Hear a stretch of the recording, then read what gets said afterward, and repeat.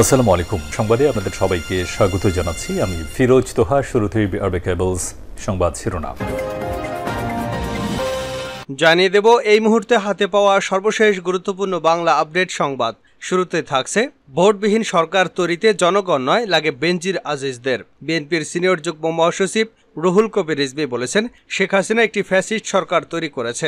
ভোটারবিহীন এ কাজে তার বেনজিরকে লাগে আজিজদের। জনগণের ভোট তার লাগে না। তিনি আবার জিয়াউর রহমানের পরিবার নিয়ে কটূক্তি করেন, তাতে বিএনপি বা জিয়া পরিবারের কিছু যায় আসে না। এবারে জানাবো, নির্বাচন ব্যবস্থা ভেঙে পড়েছে বলে মন্তব্য করে মির্জা ফখরুল ইসলাম আলমগীর বলেছেন, এই দলীয় সরকারের অধীনে 3টা নির্বাচন হয়েছে, 3টা নির্বাচনেই প্রহসন হয়েছে। নির্বাচন কমিশনার স্বীকার করেছেন, বৈরী রাজনৈতিক পরিবেশে কখনো সুষ্ঠু নির্বাচন সম্ভব নয়। জানাবো, ঝিনাইদহ 4 আসনের সংসদ সদস্য এমপি আনোয়ারুল আজিম আনার হত্যায় আরও 3 জনের সম্পৃক্ততার তথ্য পেয়েছে ডিবি।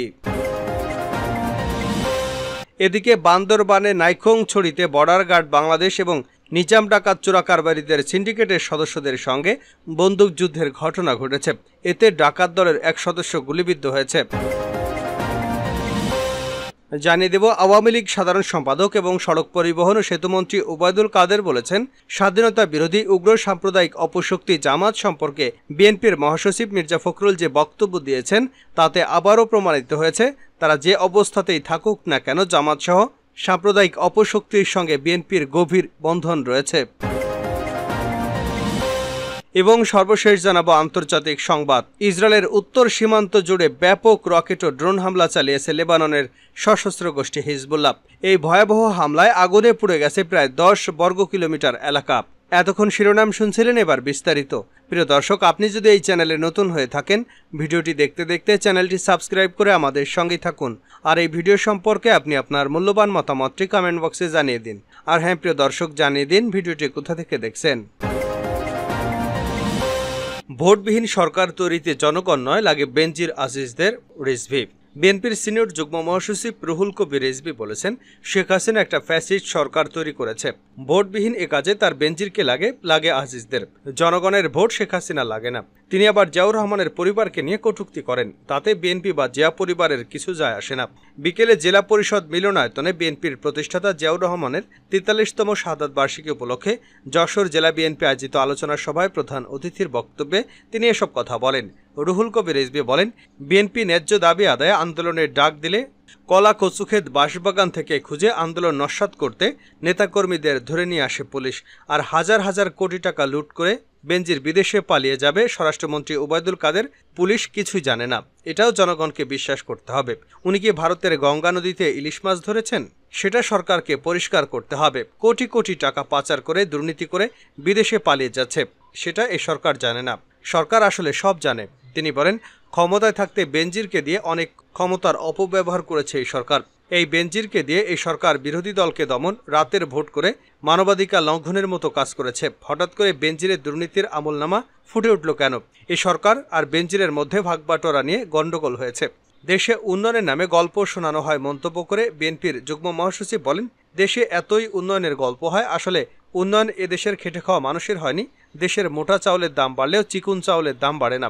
এর কারণ চিকন চাল ধনীদের খাবার, মোটা চাউল গরিবের খাবার। দেশের লুটপাটে লঙ্কাকাণ্ড হচ্ছে মন্তব্য করে রিজভী বলেন, উন্নয়নের নামে হরিলুটের লঙ্কাকাণ্ড বইছে।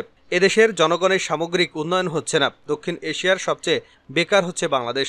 সরকার যে 15 বছরে এত উন্নয়নের কথা বলে, তাহলে এত বেকার কেন হচ্ছে? উন্নয়ন হলে তো মানব উন্নয়ন হবে, শিক্ষিত তরুণরা চাকরি পাবে, এটাই তো উন্নয়নের নমুনা। আর দেশে অনার্স মাস্টার্সের ছেলেরা রিকশা চালাচ্ছে, এটা কিসের আলামত? এটা গণতন্ত্রহীন সমাজ ব্যবস্থার আলামত। নির্বাচন ব্যবস্থা ভেঙে পড়েছে মির্জা ফখরুল। নির্বাচন ব্যবস্থা ভেঙে পড়েছে মন্তব্য করে বিএনপির মহাসচিব মির্জা ফখরুল ইসলাম আলমগীর বলেছেন, একদলীয় সরকারের অধীনে 3টা নির্বাচন হয়েছে, 3টা নির্বাচনেই প্রহসন হয়েছে। কাল নির্বাচন কমিশন বলেছে, এরকম বৈরী রাজনৈতিক পরিবেশে কখনো সুষ্ঠু নির্বাচন সম্ভব নয়। অর্থাৎ আওয়ামী লীগ যে পরিস্থিতি তৈরি করেছে তাতে কোনো দলই তো নির্বাচনে আসে না, যে কারণে আজ নির্বাচন ব্যবস্থা ভেঙে পড়েছে। বিএনপির মহাসচিব মির্জা ফখরুল ইসলাম আরও বলেন, সাবেক পুলিশ প্রধান বেনজির আহমেদ নজিরবিহীন দুর্নীতি করেছেন। অপরদিকে সাবেক সেনাপ্রধান জেনারেল আজিজকেও যুক্তরাষ্ট্র স্যাংশন দিয়েছে। সংসদ সদস্য আনারকে কলকাতায় নিয়ে টুকরো টুকরো করে ফেলেছে। একটা ইনস্টিটিউশন হিসেবে এখন সেনাবাহিনীর অবস্থান কি? সেনাবাহিনীর মান-ইজ্জত কোথায় থাকে যখন তাদের সাবেক সেনাপ্রধানকে স্যাংশন দেওয়া হয়? পুলিশ বাহিনীর মর্যাদা কোথায় থাকে যার সাবেক প্রধানকে দেশ থেকে পালিয়ে যেতে হয়? এরা দেশটাকে একেবারে ধ্বংস করে দিয়েছে। এমপি আনার হত্যায় আরও ৩ জনের সম্পৃক্ততার তথ্য। ঝিনাইদহ ৪ আসনের সংসদ সদস্য আনোয়ারুল আজিম হত্যায় আরও ৩ জনের সম্পৃক্ততার তথ্য পেয়েছে তদন্ত সংস্থা ডিবি। তারা হলেন তাজ মোহাম্মদ খান ওরফে হাজি মোহাম্মদ জামাল হোসেন, চেলসি ও চেরি ওরফে আরিয়াব। সোমবার মামলা তদন্ত কর্মকর্তা যে ১০ আসামির ব্যাংক হিসেবে তথ্য পেতে আদালতে আবেদন করেন, ওই ৩ জনের নাম সেখানে রয়েছে, যদিও এর আগেও তাদের নাম আলোচনায় ছিল না। ডিবির তদন্ত সংশ্লিষ্ট সূত্র জানায়, আজ মোহাম্মদ খান ওরফে হাজি এবং জামাল হোসেনের বাড়ি ঝিনাইদহের কোটচাঁদপুর। আনার হত্যার মাস্টারমাইন্ড হিসেবে চিহ্নিত আক্তারুজ্জামান ওরফে শাহিনের বাড়িও একই এলাকায়। ওই দুইজন শাহিনের ঘনিষ্ঠ সহযোগী হিসেবে এলাকায় পরিচিত। আরিয়াকে শাহিনের বান্ধবী হিসেবেই চেনে সবাই। আনারকে ১৩ মে হত্যার আগে প্রথম দফায় হত্যা চেষ্টায় কলকাতায় এই আরিয়াকে নিয়ে গিয়েছিল শাহিন। ডিবির একজন কর্মকর্তা জানান, তাজ ও জামালের সঙ্গে এমপি আনার খুনের মাস্টারমাইন্ড আক্তারুজ্জামান শাহিনের যোগাযোগ ছিল। জামাল শাহিনের সমবয়সী হলেও তাজের বয়স বেশি।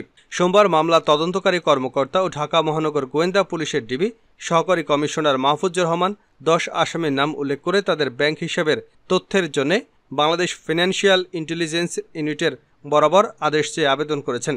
শুনানি শেষে আদালত তার আবেদন মঞ্জুর করেন। ১৩ মে এমপি আনারকে কলকাতার নিউটাউন এলাকার একটি ফ্ল্যাটে খুন করা হয়। ওই ঘটনায় সেখানে মামলা হলেও আনারের মেয়ে ডারিন তার বাবাকে হত্যার উদ্দেশ্যে অপহরণের অভিযোগ তুলে ঢাকায় শেরেবাংলা নগর থানায় মামলা দায়ের করেন। ওই মামলা তদন্ত কর্মকর্তা ডিবির সহকারী কমিশনার মাহফুজুর রহমান। সংশ্লিষ্ট আদালতের অতিরিক্ত পাবলিক প্রসিকিউটর তাপস কুমার পাল জানান, এমপি আনার হত্যাকাণ্ডে গ্রেপ্তার এবং পলাতক ১০ আসামির জাতীয় পরিচয়পত্র এবং পাসপোর্টের নম্বরের বিপরীতে কোন ব্যাংকে কতটি অ্যাকাউন্ট রয়েছে তার তথ্য চেয়ে আবেদন করা হয়েছে। পরে আদালত বাংলাদেশ ফাইন্যান্সিয়াল ইন্টেলিজেন্স ইউনিটকে আসামিদের ব্যাংক হিসেবে তথ্য সরবরাহের আদেশ দেন। নাইখংছড়িতে বিজেপির সঙ্গে ডাকাতদের বন্দুকযুদ্ধ, গুলিবিদ্ধ এক। বান্দরবানের নাইখংছড়িতে বর্ডার গার্ড বাংলাদেশ এবং নিজাম ডাকাত চোরাকারবারি সিন্ডিকেটদের সদস্যদের সঙ্গে বন্দুকযুদ্ধের ঘটনা ঘটেছে। এতে ডাকাত দলের এক সদস্য গুলিবিদ্ধ হয়েছেন। সোমবার ভোর ৬টার দিকে বান্দরবানের নাইখংছড়ি সীমান্তের পার্শ্ববর্তী কক্সবাজারে রামুর গর্জনিয়া ইউনিয়নের মরিচাচর মালাকাটা ঘোনায় এ ঘটনা ঘটে। বিজিবি সূত্রে জানা যায়, চোরাকারবারিরা ইয়াবা পাচার করছে এমন খবর পেয়ে বিজিবির মদন এবং চোরাচালান বিরোধী টহল দল অভিযান পরিচালনা করে। এ সময় নিজাম ডাকাতের নেতৃত্বে সংঘবদ্ধ হয়ে বিজেপি টহল দলের উপর অতর্কিতভাবে গুলি ছোড়ে এবং পেট্রোল বোমা নিক্ষেপ করে ৪টি মোটরসাইকেলে অগ্নিসংযোগের ঘটনা ঘটায়। আত্মরক্ষার্থে এ সময় বিজেপির সদস্যরা গুলি ছুড়তে বাধ্য হয়। এতে ডাকাত দলের এক সদস্য গুলিবিদ্ধ হয়।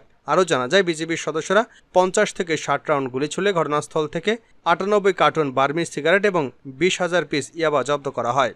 নাইখংছড়ির ১১ বিজেপি অধিনায়ক lieutenant colonel Shahul Ahmed Nobel সত্যতা নিশ্চিত করেছেন। সাম্প্রদায়িক অপশক্তির সঙ্গে বিএনপির গভীর ইন্ধন রয়েছে ওবায়দুল কাদের। আওয়ামী লীগ সাধারণ সম্পাদক এবং সড়ক পরিবহন ও সেতুমন্ত্রী ওবায়দুল কাদের বলেছেন, স্বাধীনতা বিরোধী উগ্র সাম্প্রদায়িক অপশক্তি জামায়াত সম্পর্কে বিএনপি মহাসচিব মির্জা ফখরুল ইসলাম আলমগীর যে বক্তব্য দিয়েছেন তাতে আবারও প্রমাণিত হয়েছে তারা যে অবস্থাতেই থাকুক না কেন জামায়াত সহ সাম্প্রদায়িক অপশক্তির সঙ্গে বিএনপির গভীর বন্ধন রয়েছে। ওবায়দুল কাদের বলেন, জামায়াত নিয়ে মির্জা ফখরুল ইসলাম আলমগীরের বক্তব্যের যে বিষয়টি উঠে এসেছে তা সুস্পষ্টভাবে অবৈজ্ঞানিক এবং অযৌক্তিক। জামায়াতের রাজনীতি বাংলাদেশের মূল চেতনা, মহান মুক্তিযুদ্ধের আদর্শ ও স্বাধীনতার মূল্যবোধ পরিপন্থী। রাজনীতির এই ধারা বারবার দেশ বিরোধী হিসেবে প্রমাণিত হয়েছে। শেষ করছে আন্তর্জাতিক সংবাদ দিয়ে। হিজবুল্লাহর ভয়াবহ হামলা, পুড়েছে ইসরায়েলের ১০ বর্গ কিলোমিটার এলাকা। ইসরায়েলের উত্তর সীমান্ত জুড়ে ব্যাপক রকেট এবং ড্রোন হামলা চালিয়েছে লেবাননের সশস্ত্র গোষ্ঠী হিজবুল্লাহ। এই হামলায় ভয়াবহ আগুনে পুড়ে গেছে প্রায় ১০,০০০ ডুনাম এবং ১০ বর্গ কিলোমিটার এলাকা। সোমবার রাত থেকে ইসরায়েলের উত্তর সীমান্তে রকেট এবং ড্রোনের সাহায্যে হামলা চালানো শুরু করে হিজবুল্লাহ। তবে ঠিক কতটি রকেট বা কতগুলো ড্রোনের সাহায্যে হামলা চালানো হয়েছে তা জানা যায়নি। খবর টাইমস অফ ইসরায়েলের ফায়ার অ্যান্ড রেস্কিউ সার্ভিস জানিয়েছে, তাদের ৩০টিরও বেশি অগ্নি নির্বাপন ইউনিট আগুন নেভানোর লক্ষ্যে কাজ করে যাচ্ছে, যার ফলে গ্যালিলিও এলাকার বেশ কয়েকটি বড় রাস্তায় চলাচল বন্ধ হয়ে গেছে। ফায়ার ডিপার্টমেন্ট এক বিবৃতিতে জানিয়েছে, হিজবুল্লাহর এসব হামলায় কোনো প্রাণহানি বা বেসামরিক অবকাঠামোর কোনো ক্ষতি হয়নি। এর আগে গত রোববার ইসরায়েলের উত্তরে হিজবুল্লাহ ছোড়া রকেটের কারণে বুশফায়ারের ফলে প্রকৃতি রক্ষণাগার সহ খোলা জায়গায় 10,000 ডোমান এবং 10 বর্গ কিলোমিটার এলাকার গাছপালা পুড়ে ছাই হয়ে গেছে বলে জানিয়েছে ইসরায়েলি কর্তৃপক্ষ।